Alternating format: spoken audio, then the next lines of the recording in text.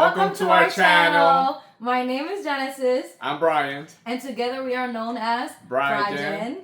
And for our first video, we're going to do our video on our trip to El Salvador. Thank you for being here. Your presence in our channel means a lot to us. I hope you guys subscribe right here. Smash the like button.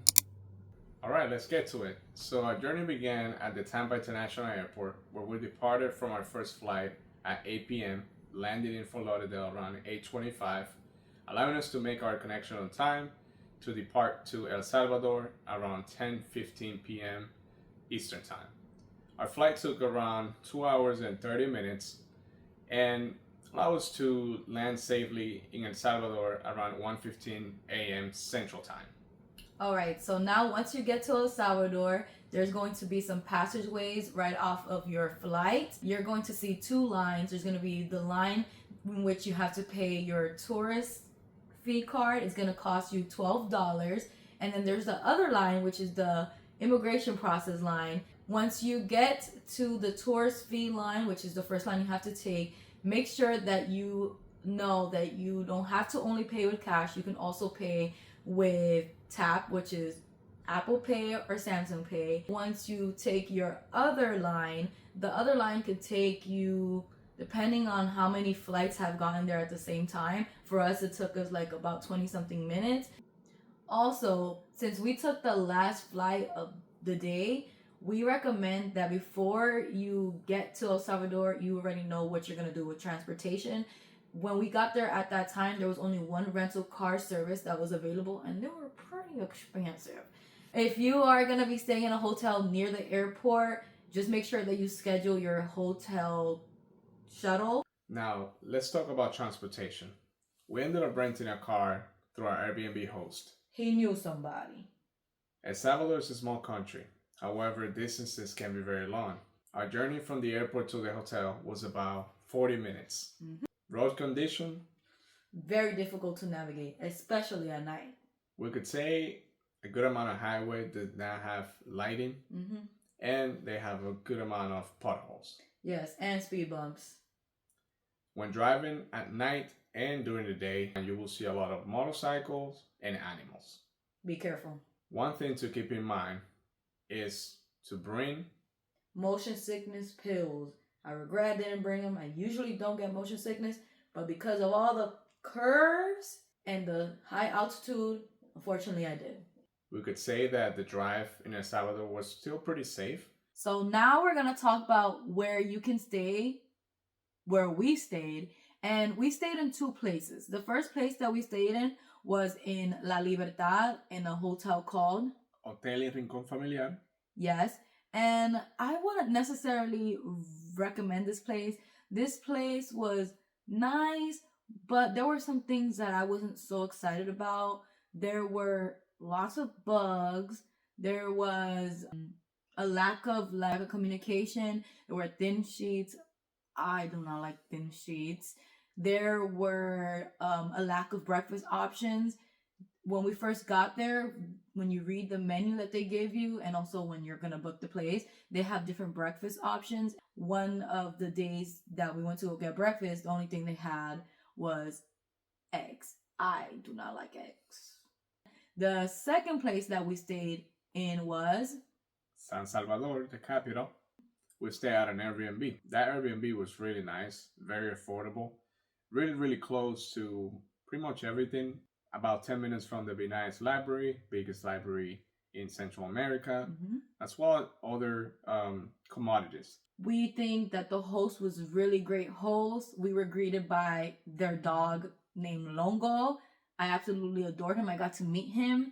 In our experience, we would say that we would recommend that Airbnb. Area has a lot of Airbnb, so I don't think you would have a problem finding a good Airbnb in that area. But we would not recommend the first place. I actually think that based off our experience, if you really are gonna go see the surf city, El Tunco, you might as well just stay in the area. If you're going to go to places like La Libertad and the capital, the highway is right there and it's like super easily accessible. So we went to El Salvador for 6 days, and you may ask, where'd you guys go? We went to Malecón La Libertad, which is right next to La Libertad, about 10 minutes away from the hotel. We ended up eating there first day, enjoying the views, nice sunset, beautiful beach, as well as eating one of the best seafood on that shoreline. Yes.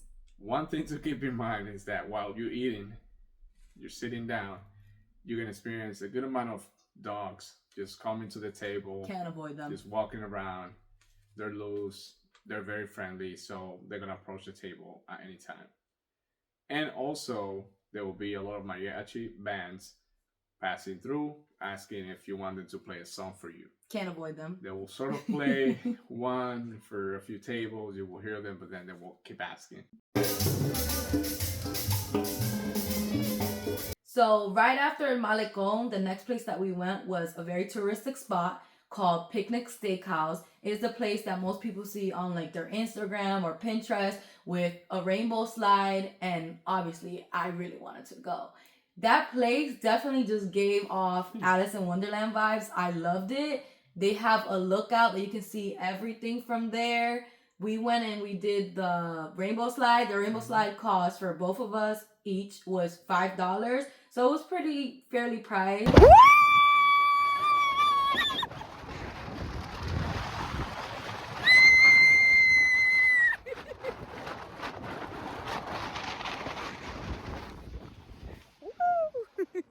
We already had eaten at the Malecón, but the food there looked really good. I would have liked to have eaten there, but we did decide to have a little treat. So we shared a tres leche. There's a picture of it. We didn't share. I had my own strawberry fizzy drink. Look at everything. I ended up getting one Suprema beer, which is one of their local beers. He looked pretty happy. It was really good. One more thing, the Yes. prices, right? In comparison to the US, prices were pretty affordable. I mean, we would say that we spent approximately about $13 For all those things, yes. Yeah, for all those things. But keep in mind that over there in restaurants, when you go, you're not forced to tip. The tip is already included, like in Europe. And also, keep in mind, something that we learned very early on was that if you're going to any touristic spot or any restaurant in El Salvador, be prepared to, take a breathe in, take in the views, and wait, because you're gonna wait. So right before getting back to our hotel, we decided to make one stop that night. We ended up going to Ataco, better known as Surf City. In order for you to get to Ataco at night, you do have to pay a fee of $3 per vehicle. Once you get through the main gate, you'll find a few spots for parking. Definitely recommend the one that's closer to the strip. The strip is basically the one street that has all the gift shops, pupuserias, souvenirs, and lead you to the beach. We ended up parking in the entrance by mistake, but unfortunately we didn't know any better. We returned next day, then we of course knew that the best parking was closer to that main street. Besides getting pupusa in that area, I got ice cream. And also ended up trying a few other local beers. They do have a few restaurants right in front of the beach where they have like people dancing outside, just having a good time. Listening to music, enjoying the high tide waves, even though it's really dark. You get to see a huge rock that is kind of the featured rock over there in the ocean. Diversity, I mean, we got to see a lot of people from Australia. Of course, they love surfing. So a lot of people from the US and various Latin American countries as well. All right, so next day, we were gonna go to Santa Ana Volcano, but we decided to make a stop first. We ended up filling up the tank for the rental car, and we saw this interesting restaurant with a nice view rooftop that caught our attention and ended up eating some nice seafood. After that, we began our journey to Santa Ana Volcano. Unfortunately, we did not succeed because when we got to Santa Ana Volcano around 3 p.m. in the afternoon, we were not allowed in for the hike. Later in the video, I'll explain to you what that process looks like for you to do the hike. And why we were unsuccessful. After that, yes, ended up going to Ataco, which is a place that a lot of people end up going to when they go to El Salvador. It is a place that is a part of something called La Ruta de las Flores. We weren't doing La Ruta de las Flores, but we wanted to get to know what Ataco was. I was like, let's go. Once we got there, it was a long drive to get there and it was a high altitude. The parking there was $3. Right off the bat, I was like, I'm hungry again, let's eat. So we saw this cute little cafe. It was like very whimsical, and we had, both of us, we had a crepe. I had one that was with strawberry and Nutella, and you had one that was banana. Yes. And then I had a mango tea, which was really good. Between both things, we paid about $15. And don't forget, the tip is always included. Once we finished eating, we decided that we were going to explore. And we got there kind of late. So I was like, let's see everything quick. And the best way to do that is going on a trolley. We asked some guys that were just standing there listening to music that had like a trolley next to them. And we were like, hey, how much does this experience cost? And they're like $2 per person. Of course, we're going to do it. We got on there. They asked us what type of music we like. We're like, go on ahead, put whatever you want. They put reggaeton. It was a vibe. They had a gorilla. It kept Hanging, moving. just dancing while the ride was moving. While the ride was moving. We went through like half the time, half of the town, not half the time, and we had a stop. And at that stop, it was a place where there was a lookout. But before you get to the lookout, you had to kind of like go up a lot of stairs. So we went up all those stairs. And it was so marvelous. It was like a nice view there. There's a lot of places where you could take pictures. There's a bar and there is a DJ. So once we left there, we went on another bus. It wasn't the actual bus we were on before. Well, not the bus, the trolley. On another trolley. On that trolley, then we were going to the other side of the town, and on that side of the town there's like a lot of food. There's like a lot of places where you can buy souvenirs, and it was so nice. Where we got off, we went on another bus, and on that bus you had to be standing. It was an experience. And then we got off because there was a spot that I really wanted to see. So we bought our souvenirs there. We decided we're hungry again. We saw this open market where they sold so much diverse food, and then we decided we're gonna eat. And he decided he was gonna eat choripan, and I had a quesadilla. A quesadilla is not a Mexican quesadilla, because that's something that I didn't know before I went to El Salvador. A quesadilla is like, I'm gonna show you a picture, but it's like a bread. It tastes like sweet bread. It's like a pastry. The choripan, what did it bring? It was so good. It was so good. I mean, we wanted to buy two. That's how good it was. It actually contained chorizo, and avocado, and special house dressing they have. It's called curtido. Gives it the kick. Once we left Ataco, we were heading back to our hotel, and I started to feel some sinus pressure and nausea. And I think a lot of that had to do with the fact that it was like high altitude and a lot of curves. Then right after, I started to feel a slight stomach ache, and I credit that later on to thinking that I needed to have food because we hadn't eaten in a while. Once we got to our hotel, then we decided to go out to El Tunco to get some pupusas. Honestly, we noticed that the vibe at El Tunco was better on that Saturday. And we recommend that if you're visiting El Tunco, to do it on a Saturday between 6 and 9 p.m.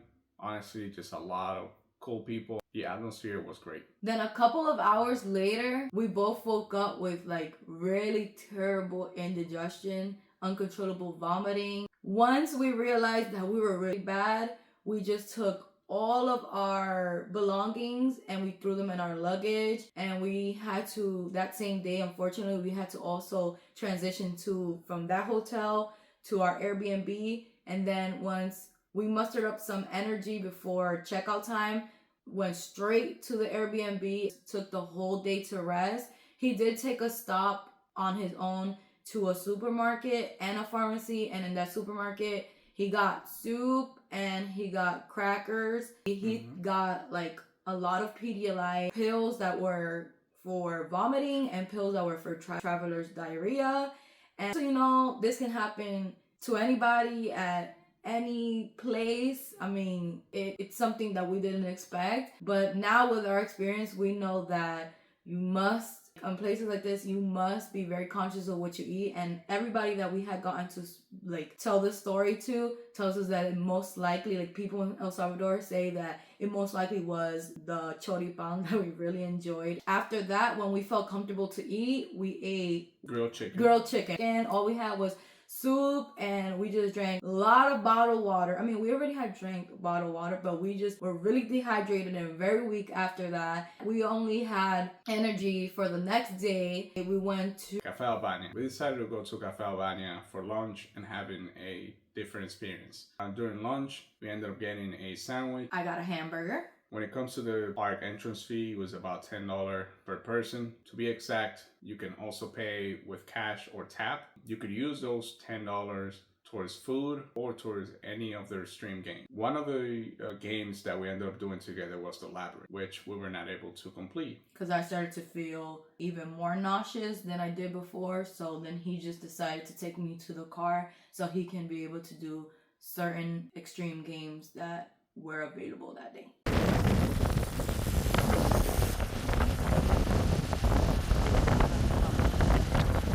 Some of the stream games I ended up doing that day were the bike zip line and the rainbow slide. Honestly, I loved it so much that I came back to the car and we agreed we were coming back next day. So how much was the rainbow slide?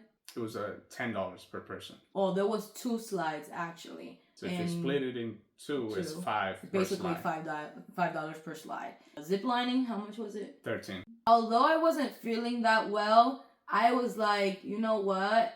I think I'm well enough to still continue with the schedule that we had for that day, which was right after going to Café Albania. Most people go to thermal springs that are very nearby. So I was like, then maybe we should just still go to the thermal springs. And once we got there, it was how much the entrance? $7 per person. Once we got in there, we just parked. We tried every single thermal springs that there was there. There's a bar. They were playing music. At one point, they were playing Christmas music, which was kind of interesting. I'm a big believer that water, especially like if you have like a flu and you go to the beach, I feel like it cures you. So I felt like once I was going to be in this volcanic water, I was going to start to feel much better.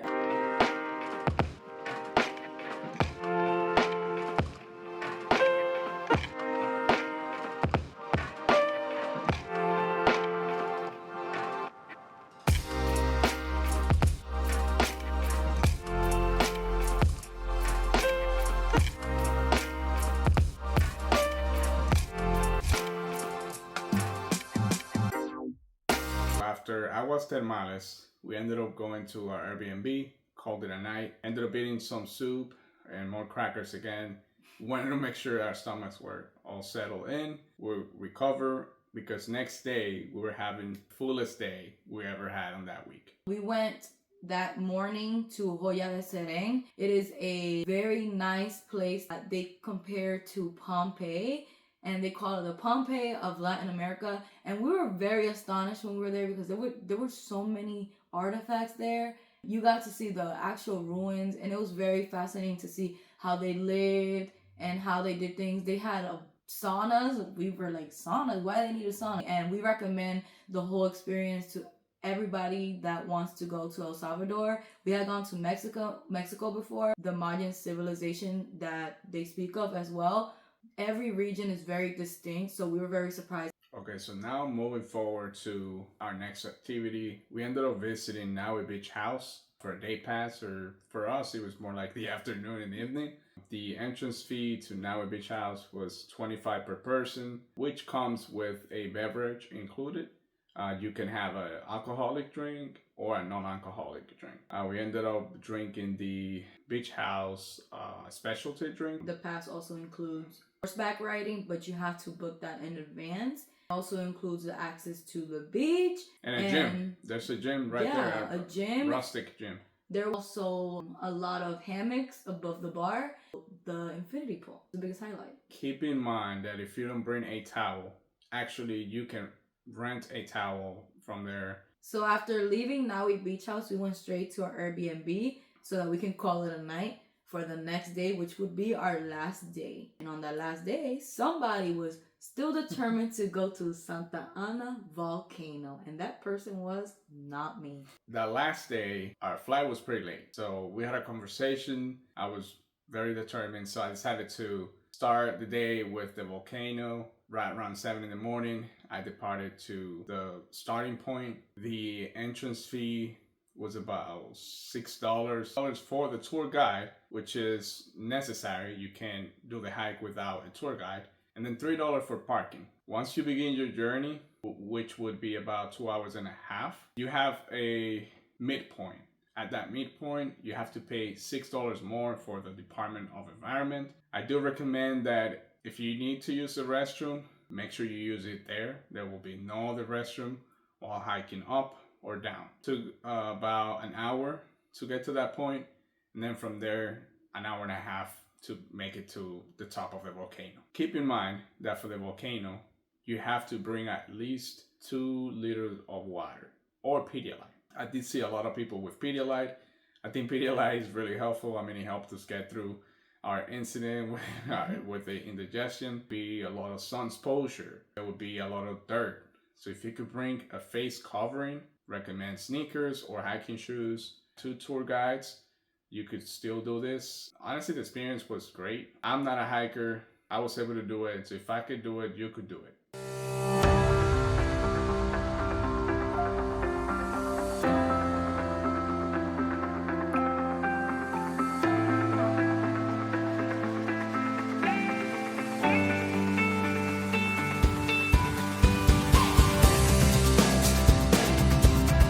Just like we have mentioned in the beginning of the video, we were not allowed into Santa Ana volcano hike during the first visit. We didn't know we needed a tour guide in order to hike. And also, they have a cutoff time for the hike, which is at 9:15 a.m. It's non-negotiable. If you're doing the public hike with a tour guide, it would be 9:15 a.m. I did hear a couple of tour guides speaking with other people outside of our group, where they were negotiating another time with other people. Very small groups. I'm sure it's pretty more expensive. They probably have another cutoff time, maybe noon. You can't be there at night. Once you are reaching the summit of the volcano, there will be a sign telling you, welcome to the volcano, you've made it. For me, it was a huge accomplishment. I'm not a hiker, and I enjoyed it so much. It was challenging. At the bottom, at the very beginning of the hike, there will be some shops where you could buy water. Make sure you rent a stick. That hiking stick will help you a long way. I think going down, I used it more than going up.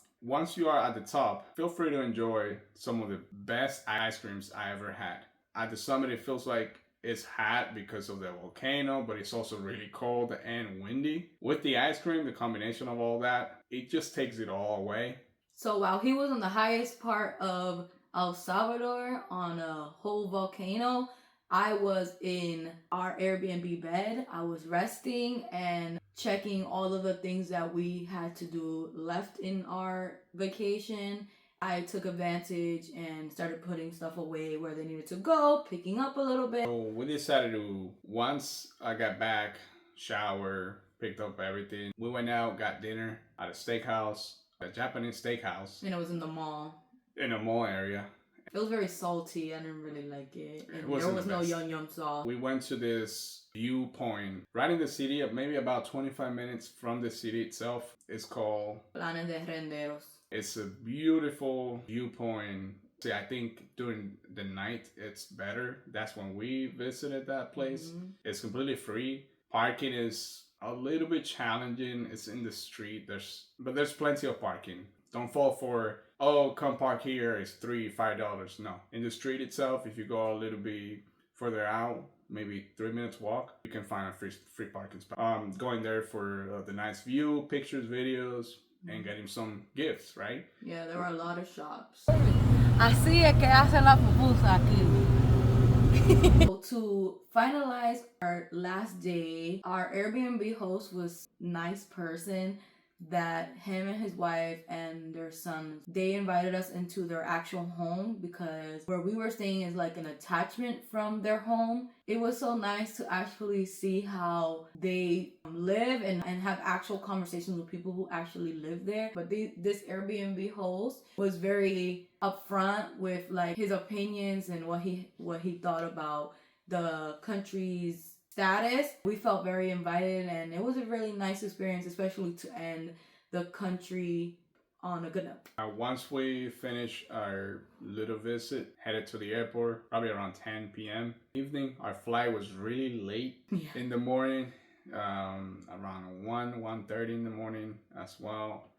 Leaving El Salvador with a layover in Fort Lauderdale. Basically the same way we left, we were coming back. I think El Salvador is really safe. I love the country. Will we ever come back? Personally, I say yes. If as long as Bukele is still the president, absolutely. When we were there, we saw so much, such a difference in the attitude towards the country before and after, and everybody just constantly talks about how different it is and how well things are going. And although we mentioned that a lot of streets were, had the potholes and had the speed bumps, the dirt roads, there were actually a lot of roads that were so good, even better than over here. I mean, we had some experiences with food that weren't also great, but there was some really good food while we're there. And something that we will never complain about when we go to any of the Latin American countries that we have been to before is that everyone is always kind. I think that the main reason why we're doing a channel like this is because we need to let people know that there are other places that exist in this world that can give you the same feeling as if you were to travel to Italy. We've been to Italy. Amazing, great, but you can probably find